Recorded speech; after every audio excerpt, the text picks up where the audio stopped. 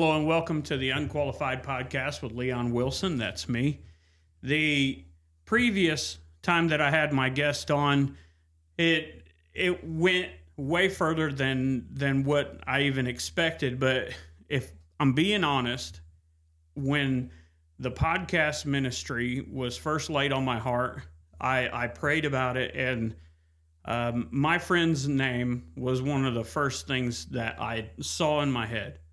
And believe it or not, when I got the opportunity to interview him the first time, I had like no idea what the Lord would do with it.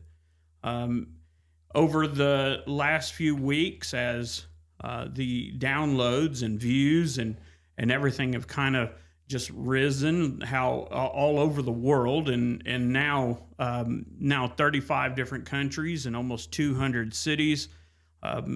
The episode with Brian Biggerstaff has climbed to the top and is reaching more people than ever before. When I stop and I think about what the Lord is doing, I can see clearly that there's no mistakes, that it's a direction, and I believe that the Lord blesses us in the direction we're supposed to go. We're made uncomfortable in the directions, in the areas that we're not supposed to stay, and that natural nudging in the right direction has led us here. So, Brian, welcome again to the podcast. It's good to be here, Leon. It's good to have you, buddy.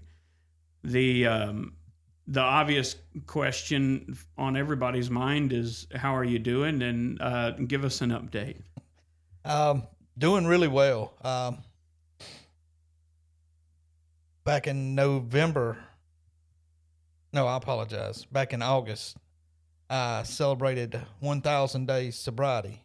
Amen. November 27th, I will be celebrating 3 years sobriety. My goodness. It's what I tell people.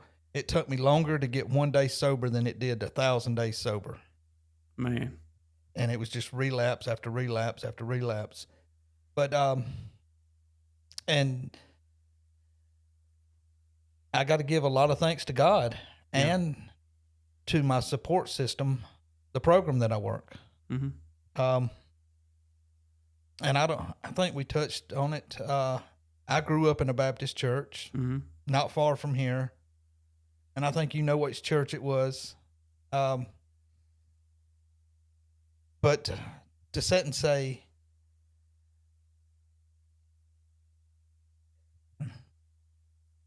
it's hard to explain it. The church that I grew up in was what I call hellfire and brimstone church. Mm-hmm.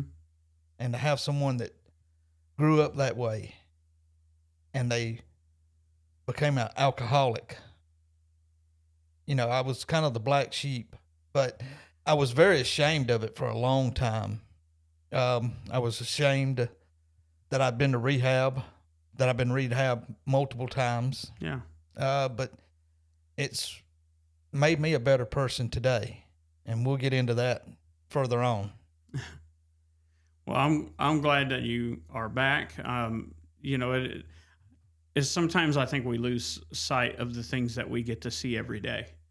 You know, I've been on this weight loss journey, and you know, oftentimes when we get on weight loss journeys or even any kind of regimen, we expect to see immediate gratification and kind of in this, you know, fast food mentality that we have. We expect, man, you know, I ought to have a 6-pack by Monday, you know, and all of that. And it's easy to kind of get lost into that mentality. And you know, when I see the progression that you make, you know, it reminds me, I get to see it, you know, from a front row seat, but, you know, it reminds me, you know, sometimes you probably don't see the progression like someone on the outside would see the progression. But I think what, you know, where I'm going with this is, you know, what would you say to the family member who may see the progression, but it has that person who can't get that 1 day clean or can't get 5 days clean, and what would you say to them that would probably bring them comfort in that situation, viewing it from the outside in from a person who's been the addict? For me, it was always, it's not about the fall. It's about getting back up. Mm-hmm. But when you're in that cycle, it's hard to see that when you're on the inside looking out. For years, I thought I was just the biggest loser, that I'll never amount to anything. And I think social media really affected me, and it affects everyone, Mm-hmm. because we only see on social media what someone wants us to see. Yeah. And I was very ashamed of myself. But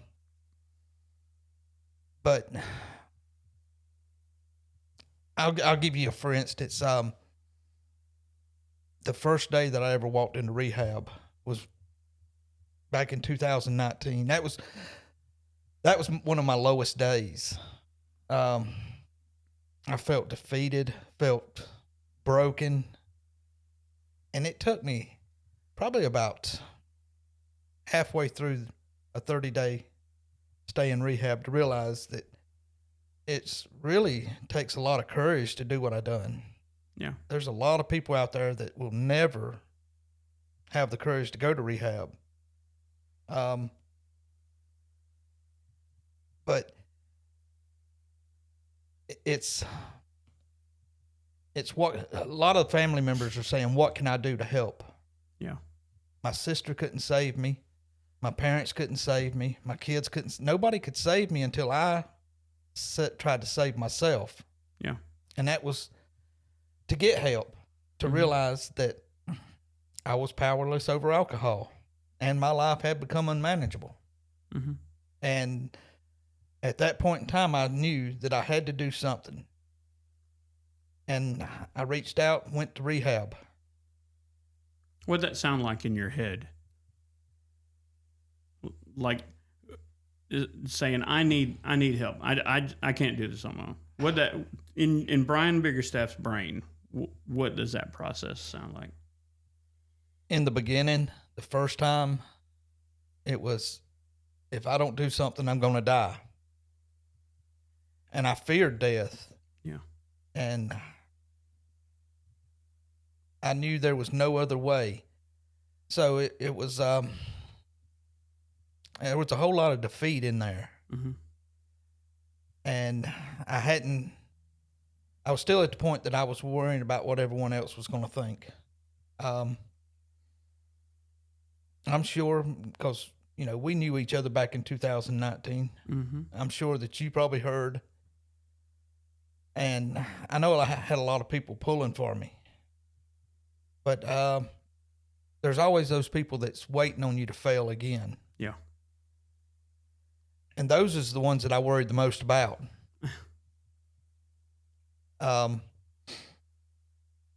But even when I went and when I left after 30 days, I was still trying to do it on my own. Mm-hmm. I was still that hard-headed. And I heard the 3 words that I hate the most right before I left. You got this. Mm. I hate for someone to tell me I got this, because I get in my own head and think, yeah, I've got this. Yeah. And that's usually when it gets gone with me, gets away. But rehab for me was 5 months later, I was back there again. Mm-hmm. After, and I'm AA, so there's 12 steps.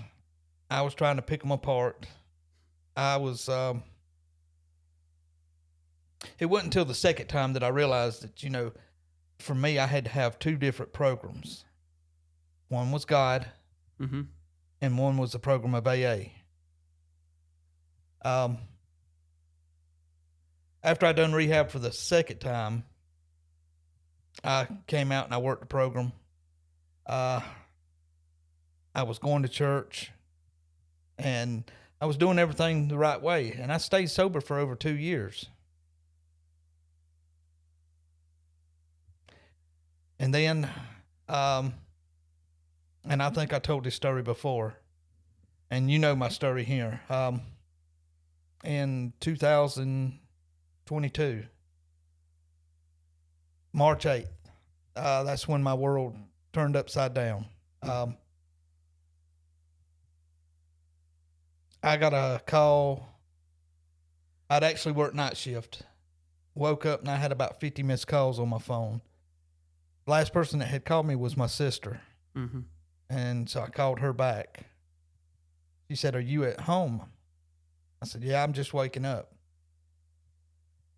She said, I'm coming upstairs now at the apartment I was living in. My sister walked in and she told me, she said, "Brian, I'm so sorry to tell you this. Connor's passed away." Hardest thing that I ever had to go through. Yeah. But that day, I gave up on God. Mm-hmm. I gave up on the program. And I think I knew I was going to relapse. And I made it from March until about June. And I actually did relapse. People talk about rock bottom. You got to hit rock bottom. For me, rock bottom always has a trap door. Mm-hmm. There's always a worse rock bottom. Had a job of 16 years, lost my job, and I knew I was going to lose everything that I owned. Mm-hmm. And that's when I made the decision. I was in a state of despair. Yeah. And when you're in a state of despair, there's almost no hope. But I found out on the other side of despair, there is hope. Yeah. So I went to California for a year and worked on me. Yeah. I went for my kids, but mostly for me. Yeah. And I knew I had to do something completely different. So I said, I'm going to go to California for a year. Done 30 days, done an IOP program, ended up working for the IOP program. And after a year, I knew it was time to come home. I made 2 phone calls when I came home. One was to a good friend of ours. Mm-hmm. Told him I had no place to stay. He said, "You got a place here." Second one was another good friend of ours. "I need a job. I'll start working on it." And my life has just got progressively better. Yeah. Ever since I've come back from California. How important do you think it was that, and let me set this up, for the person who is like, man, I've tried this, I've tried that, I've stepped back, I've looked inside, I looked outside, and I'm in this circle, this progressing circle, and it just seems like it's, I'm turning a corner and then I'm right back where I was. And when you say, I tried this here, and then I knew I needed to do something totally different. And that was on the other coast, because we're in South Carolina. If you can't tell, we're not West Coasters, but for you knew I have to pull myself out of the current environment and get as far away as possible or somewhere different and do something different and then establish a route. How did that thought process go, and how do you feel like that helped where being here didn't? And explain that. Well, I went to a rehab here in South Carolina twice. Mm-hmm. And I just knew that there was nothing else I was going to get out of it. So I had to take myself completely out of my element. I was sitting around one night, and yes, I was actually drinking at that point. but I knew that I was going to take and do something. Mm-hmm. So I said, I've got to get as far away as I can for right now. Where's that? California. So that sparked the thought, and that got the ball rolling. I got on the internet, started looking up treatment facilities in California. Made a phone call that night. The guy that I talked with, and I'm not going to say where I went, but he said, we can get you a flight tonight. This was about 3 days before Thanksgiving. The only person that knew about all this was my sister. And I said, no, I think I'm going to date and do Thanksgiving with my family. If I'm going to be gone for a year, I want to do Thanksgiving with my family for a year. Back on March 8th, when my sister had told me, she took me to my ex-wife's house. My daughter came outside and hugged me. Mm-hmm. And she whispered to me, she says, I've lost Connor. I can't lose you too. Mm-hmm.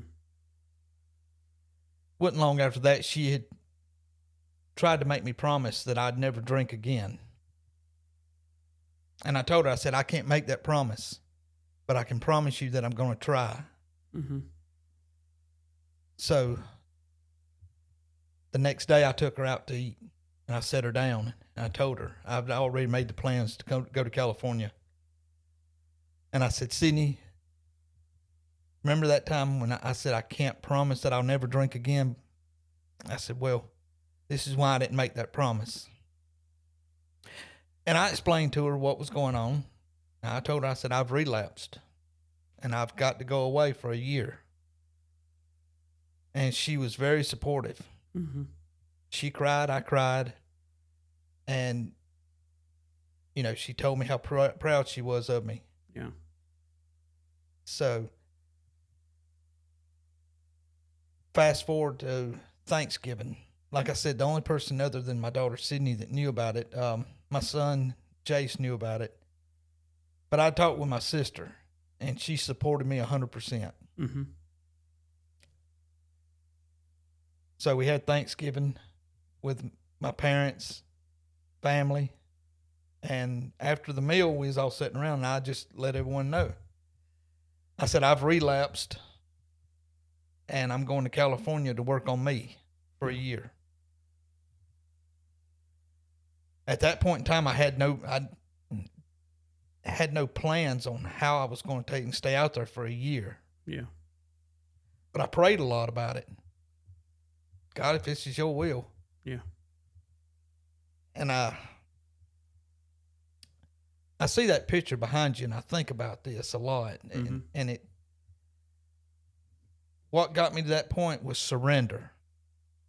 I finally surrendered to this addiction and said, I've got to do it again. I need to go to rehab. It makes me think of two things: strength and weakness.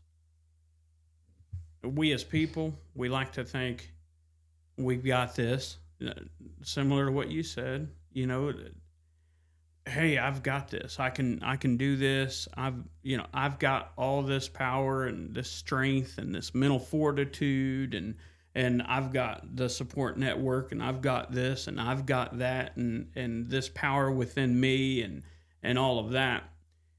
There's a tremendous amount of strength in being able to affirm in oneself, but at the same time, you're setting yourself up to be victim of your weaknesses. And I think that the proof in that is when you think about, when you think about this picture behind me, it makes you realize just how strong God is, how we have to recognize that we need a savior, that we have to recognize that we can't do it all on our own, that we recognize that we couldn't save ourselves. And there's only one decision. And that decision is yield. It takes a tremendous amount of strength to just say, I'm done and I need help. And, to hear it from somebody who's been there, I'm certain is going to be medicine for somebody. So I'm not going to say that we're on the other side of your problem. I'm not going to say that, because I know that it's a daily decision, a conscious effort.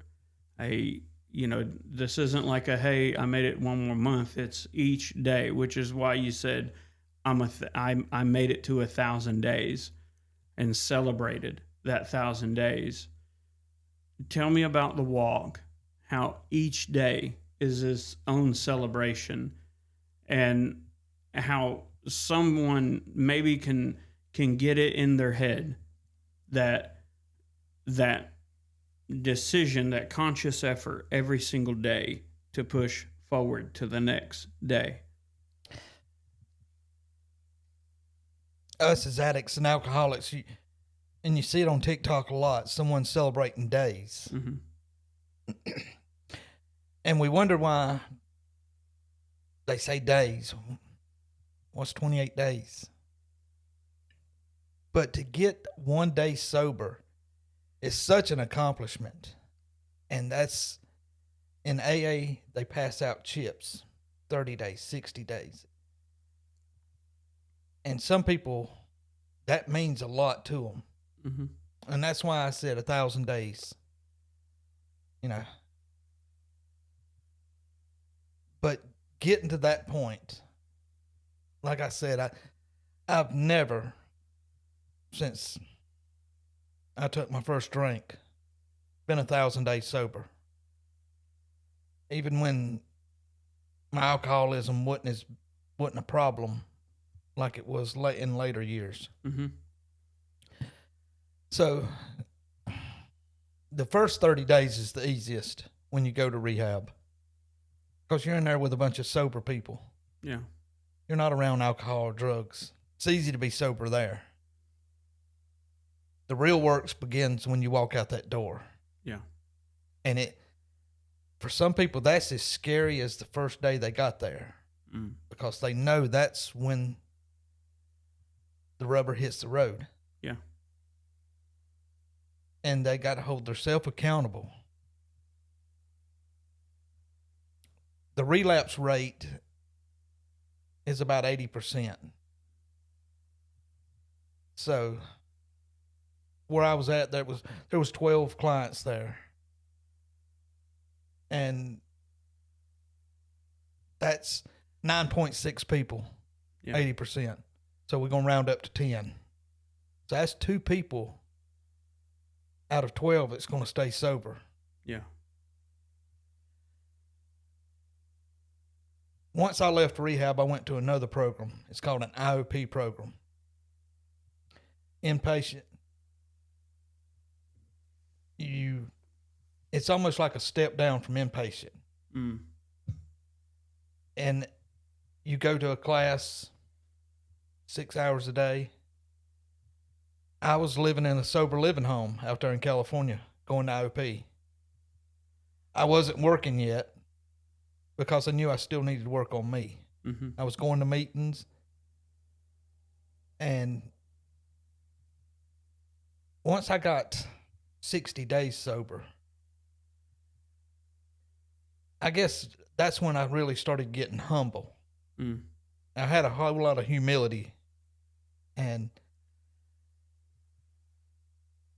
I was very humble because I knew what I was capable of. Yeah. And what I'm capable of is relapsing at any point in time. So we take and celebrate 1 day at a time. We take it 1 day at a time. How important is humility in this process? Oh, it's very, I was a very prideful person before. For instance, my daughter told me one time, said, "Daddy, I've never seen you cry." And I was proud of that. Mm-hmm. Us as males, especially here in the South, we take a lot of pride in being manly. Yeah. And it wasn't until probably I moved out to California, and I remember exactly when.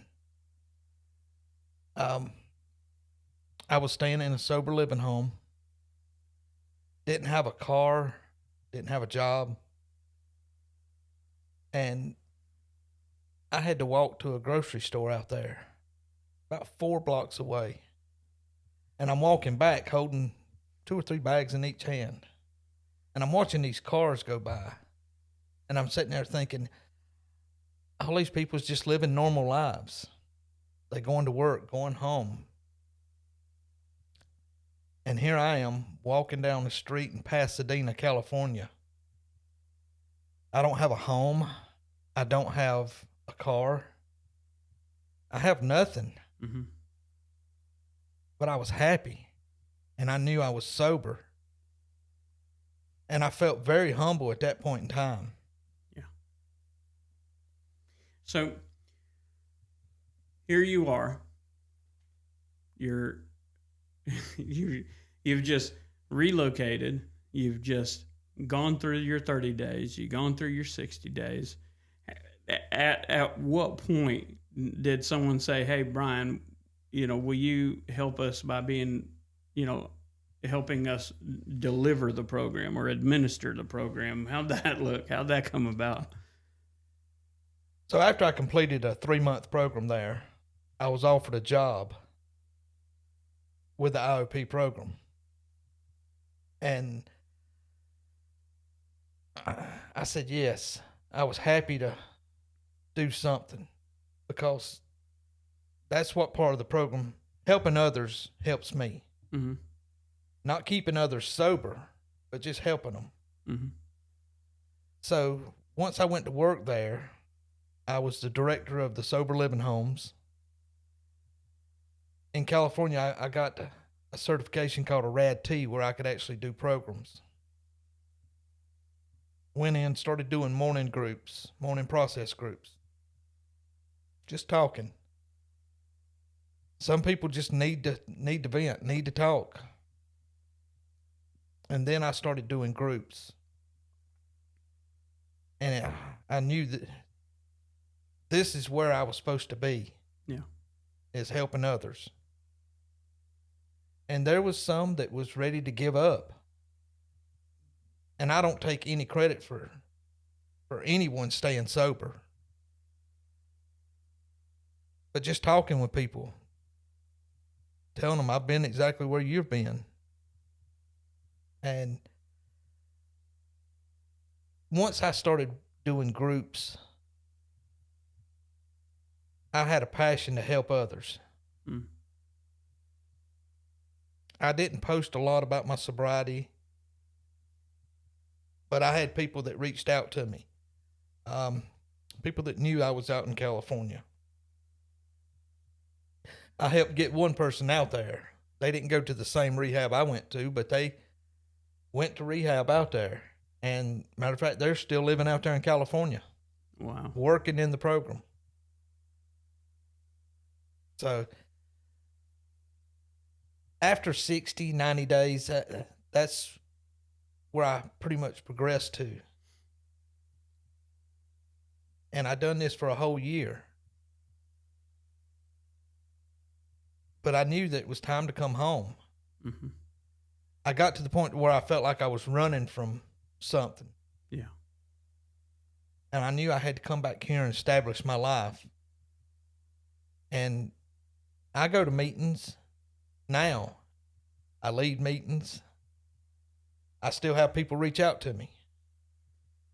So it still helps me to help others. Yeah. I think it's humble to say, hey, I need help, but I want to be helped.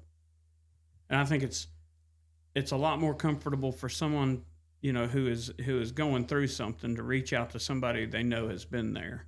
And I think it's harder for somebody to reach out to somebody who they feel like doesn't have the life experience to speak from.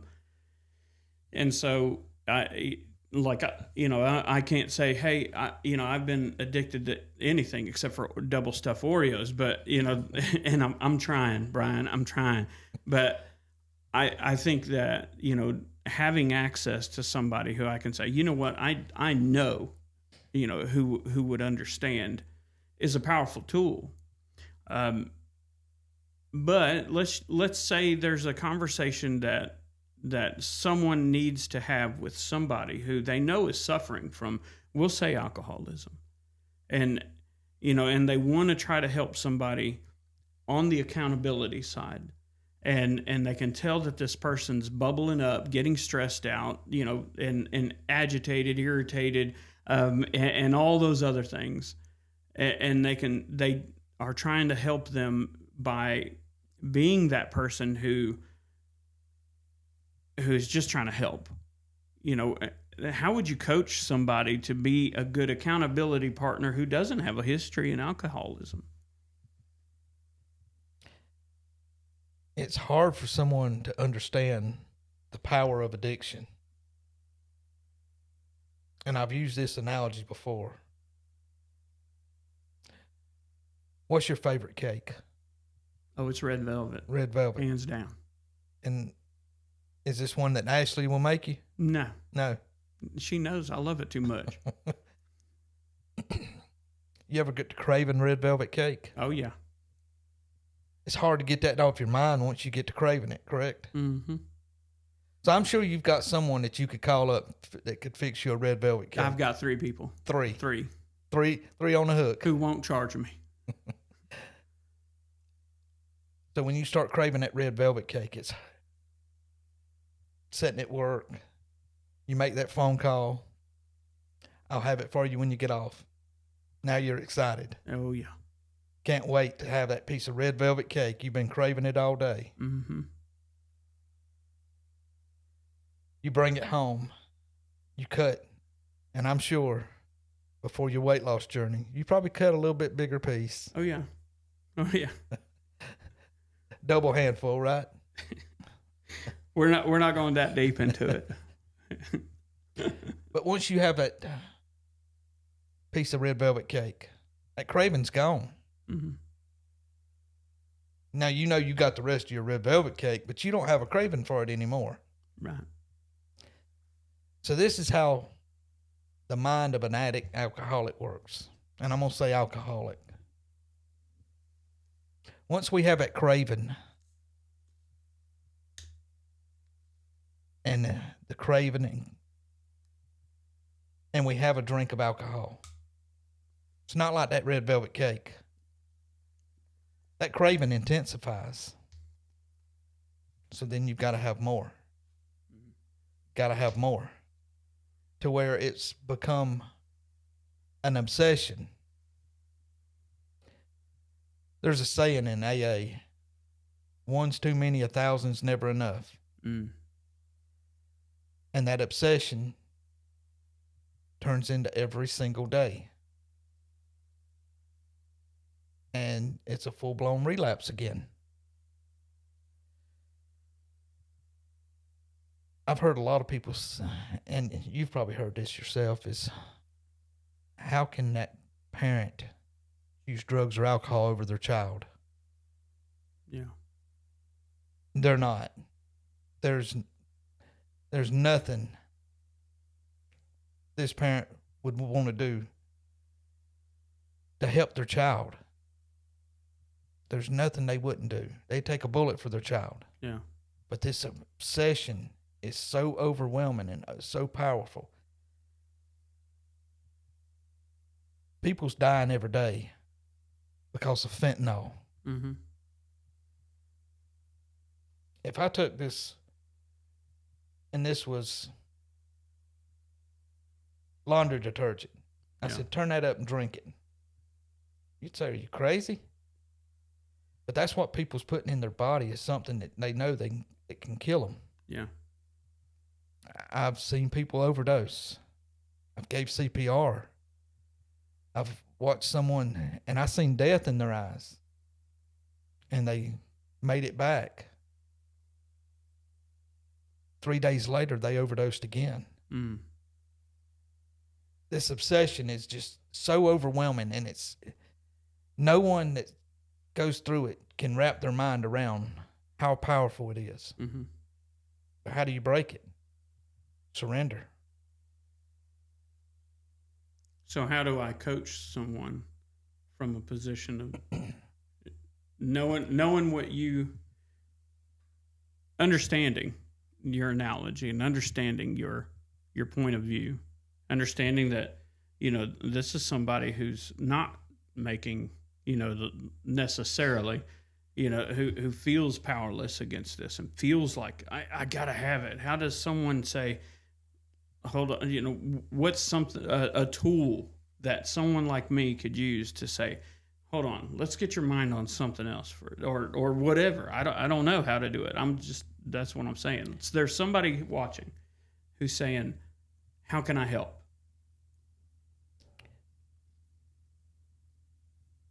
Helping someone can be hard. I've always used the analogy, move a muscle, change a thought. Get up, go for a walk. Mm. Sometimes someone just needs someone to talk to.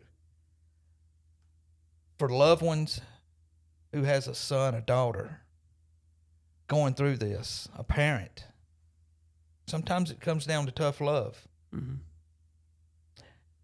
Hey, I love you, but I'm not giving you any more money. I'm not supporting you in any way. Yeah. A lot of people go through interventions. Sometimes that works. Yeah. But they've got to understand that I can't help you until you're ready to help yourself. Yeah. We can only go so far with this person, but they've got to make this journey on their own. Mm-hmm. A lot of parents, they've held this baby since they was born. They fed them, changed them. Yeah. They took care of them. That's the nurturing thought of a parent. That's what they still want to do. And sometimes that's the worst thing that you can do. Mm-hmm. Sometimes it's tough love. The best advice is, and I learned this from my sister, when I was going in my relapses, just binge drinking, she would come sit with me. She'd just sit there on the couch. She wouldn't even talk. My sister's amazing, by the way. Mm-hmm. She's the greatest. She didn't judge me. She wouldn't browbeat me, telling me, you need to go back to rehab. Yeah. You're going to die. This. She just showed love just by sitting there. And when I did call her and tell her, she said, I'm proud of you. She still tells me she's proud of me. Hmm. She's a great support system. Sometimes a lot of addicts just want to know that they're still loved. Yeah. I think if I was to put into words the amount of encouragement that I've received from people in this life, and I'm 46 years old, I think, somewhere around there. And, once you're over 45, you don't have to keep track anymore. You just kind of round it wherever. I'm getting close to 45. Are you? But in these 40 plus years, 46 years, we'll just say 46, I can count probably, 20, 30 people in this entire life that have been encouragement. And I'm talking like unadulterated, unbridled, just pure, encouragement. And for those of you out there who feel like I've tried, everything up to including cutting this person off, and where do I go next? You just heard it first. Don't go anywhere. just don't enable.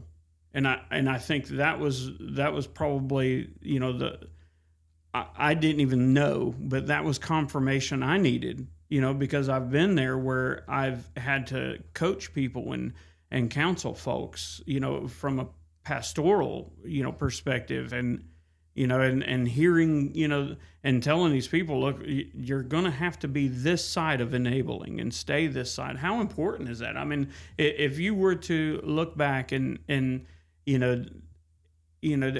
not saying how many people you probably could have saved from, seeing a person overdose or seeing a person drink themselves into oblivion or something like that. But just in your perspective, how important is it, that folks hear the words, don't enable them, love them, but don't enable them? For the loved ones, that's one of the most important things is do not enable them. Addicts and alcoholics are some of the best con artists around. I can pull at your heartstrings if I want to, and I can still do it. Yeah. Just, you help me out. I don't have any money until I get paid next week. Yeah. Just to get enough money to go to the liquor store. I don't need to go panhandle. I know Leon Wilson has a great heart. Right. Leon ain't gonna let me go hungry. I got some red velvet cake for you. But it's when I come back to Leon again and I'm still giving the same sob story. Yeah. I'm broke again, Leon. Okay, here. Well, this is easy. Leon just keeps giving me money. Right. I'm getting this money. I'm going to the liquor store. Let's see if he'll do it a third time. There's got to be a place where you cut the loved one off. Mm-hmm. You can meet them so far, but they've got to take that next step. They're on their own. Now, let me ask you this. Has anyone been that person to you? Yes. And since admitting that, and I'm not saying, you got to go into brutal details or anything, Brian. I know that you have a purpose, and that purpose is wrapped up in a beautiful mission that God has put you on. And oftentimes we go through situations and the Lord allows us to fall and fall and fall and fall and fall. And doesn't have to tell us what we're tripping over, because we know plain and well. But on the receiving end of that tough love, do you appreciate that now in hindsight way more than, that it made you mad in the moment? Oh yeah, very much so. And how do you, like right now, what are you thinking, I still need tough love, and it ain't because of alcohol. And my supervisors at work sometimes have to show me tough love. I'm far from perfect. And you can elaborate on that if you want to. But I mean, there's been times when you've had to walk out there and have a talk with me. Yeah. So I'm always growing, and there's things that I still need to work on. But talking about tough love is, I've had to do that with people that's been in the program. Mm-hmm. People that I know have relapsed. Not going to send you money, but here's my phone number. Call me. We'll talk. They don't want that right now. Mm-hmm. I remember one time seeing I think it was at a McDonald's, where offering somebody some food, who was standing outside, and them, being disappointed that I wanted to give them food instead of money. And I know how it feels to, to feel shame. But it behind the eyes of this person who is disappointed that they got food, essentially love. I'm disappointed in the love you're giving me. I really wanted you to support, what I want to do, or what I long to do. I think when you see these people, when you see someone like that, does it kind of, is there somewhere in there where you're kind of seeing the old you? Oh, definitely. Going through DTs is some of the worst pain in the world, even with alcohol. So seeing where they're at, remembering that I was there, it's sad. And it has crossed my mind before. Get them some alcohol, get a little bit in them, and then get them to detox. A lot of detox facilities will tell you, don't stop drinking until you come. Last time I went to rehab, I had to detox myself. And that was hard. Going through detox at home alone. So, yeah, my heart breaks for them when sometimes all they need is just a little something to help calm them down. There's times when I would wake up in the mornings and I was so bad, shaking. That's the first thing I had to go to. Alcohol. Just to get the shakes out so I could go move through the rest of my day. Yeah. Normal. So you and I had talked the other day when I asked you, and you've been putting me off. I winked at him if you didn't see it. When I asked you, hey, are you ready to come back and go for another round? And you had said, there's some things I want to cover. And I said, okay, and Brian, I know that, you got a great heart and you want to help folks and you want to, you've got good, bad, and the ugly stuff going on, and I know that there are folks out there who need to hear that.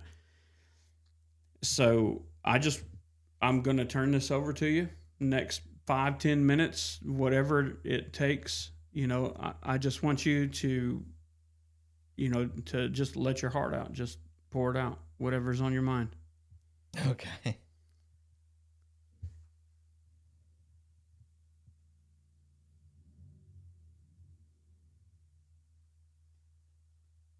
(2019)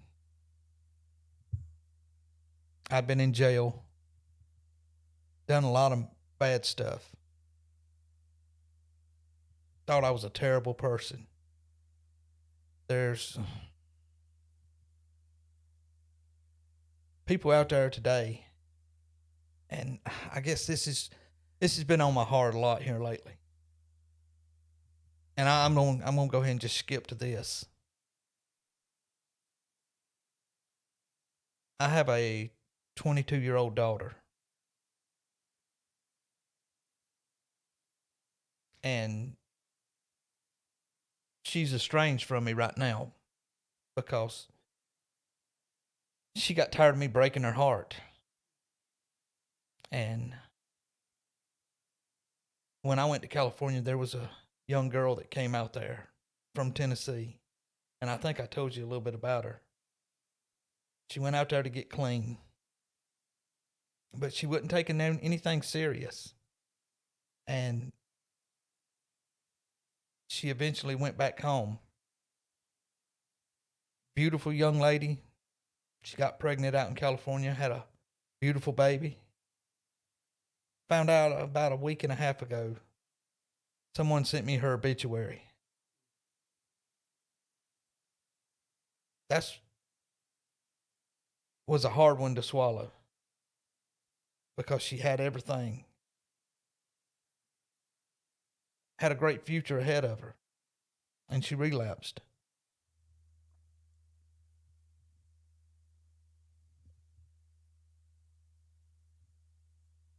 Sorry.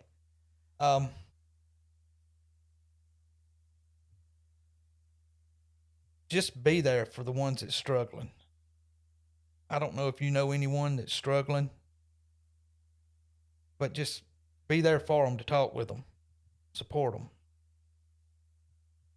But I think I've said about everything I was going to say that I said I wanted to say. I appreciate it. Here's, I guess, the big question that I have is, what is Brian Biggerstaff's prayer?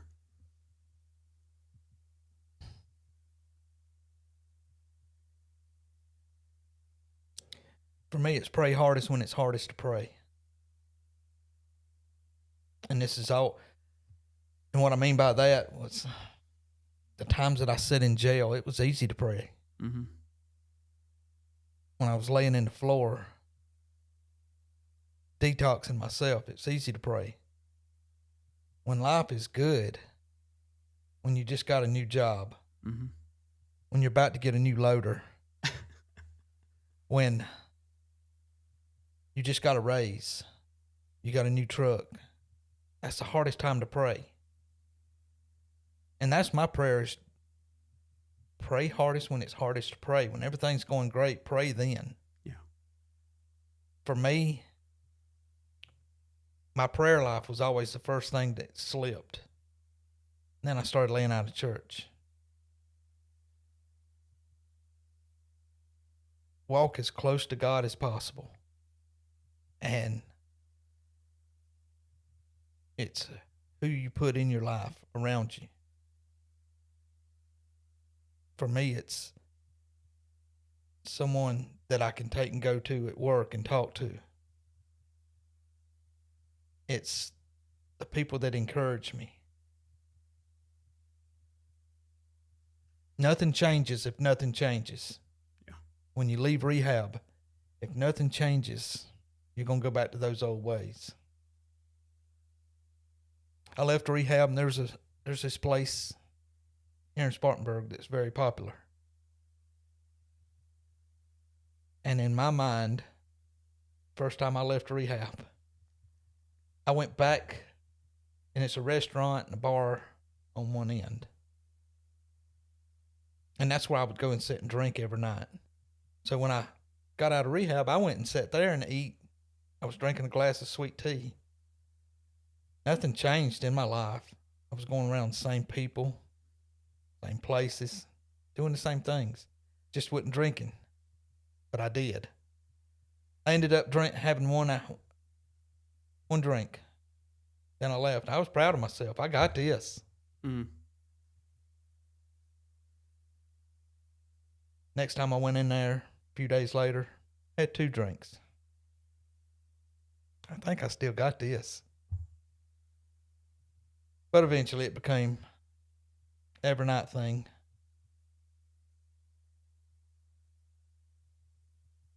(2015) February 12th, 1:08 p.m. I'll go back up just a little bit that day. I was having a really bad day. I was arguing with my mom. One of my kids was sick. She had come over and got my kids. I was passed out. When I woke up, she was giving me down the road, hammering me big time. And I've been going to a church not far from here. Been getting a little bit of conviction. So I got in my truck and I pulled to the end of the driveway. And I said, I've got to do something different. I was either going to turn right, go to the liquor store. I was going to go turn left and go talk with someone. So I called the preacher up. I said, I got to come talk to you. He's like, well, how about if we just talk Wednesday nights? You come Wednesday and we'll talk right before church. I said, I can't. I said, if I don't, I'm going to die before then. He said, come on. Mm-hmm. Went in and sat down with him. I told him I'd been fighting conviction. He said, well, what do you want to do? And I grew up in church and I knew what I needed to do.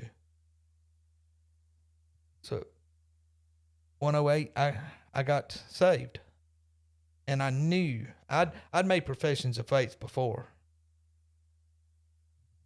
Been baptized 5-6 times. I jumped to the front of the line one time and when I was getting baptized just so I could get out of there sooner to go to a party. But that day I knew something was different. I started calling people and telling them I'd got saved. I started making changes in my life. Prayed constantly. But then I started missing church here, missing church there. Not praying in the morning when I woke up. Just pray before I go to bed. It just got easier and easier. And I went right back to where I was at. Relapsed. This was 2015. I hadn't even admitted even to myself that I was an alcoholic. But in 2019, I admitted I was an alcoholic. And that's when I started getting my prayer life back. It didn't come back immediately.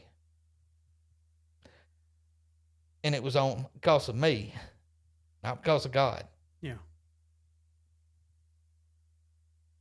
But once I finally relapsed, I knew what I needed to do.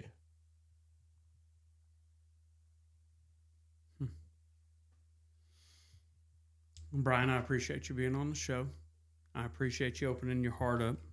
I appreciate you being candid, honest, open, transparent.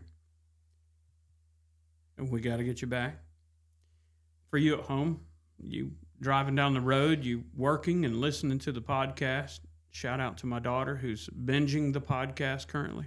And that means so much to me. But those of you who have heard, those of you who have stayed this long, those of you who are hanging on every word because you need all the hope you can get right now, you just heard it from the horse's mouth. That the prayer life, that the hope that you find in God, that the hand of God that you hold is not a hand that's going to hold you down. Just like the picture that's behind me, the hand of God is all the hope that we need. We find it through the blood of Jesus Christ. Hands down, that's the answer. But first things first, just like when you get saved, you have to come to the knowledge and the fact and come to grips with the whole truth that you are a sinner and that you need a Savior. You want to enter into heaven, you can't do it other than the blood of Jesus. And the price is already paid. So now that you've got the gospel, the other side of that is, how do you get past the problem that is inside your mind, that is inside you? That is that longing for a drink, or longing for a drug, or longing for food, longing for people's acceptance, longing for all those things that only fill a temporary void that is a God-shaped void in your body, in your mind, in your heart, in your spirit. And without that tangible relationship with God, you are a person trying to get past a problem that has a spiritual root. And that's what I've learned tonight. That's what I've learned during this podcast. And you've seen what a day of victory is. And you've seen what 1,000 days of victory is. And you've seen what a day means to somebody when they can celebrate it. Today is the day of your salvation. And to those of us who have someone in our life that we're trying to help, help is always going to work when you can give hope. And sometimes hope, to what Brian said, is someone in the room who wants to love you. Listen, I love you. God loves you. This has been the Unqualified Podcast with Leon Wilson.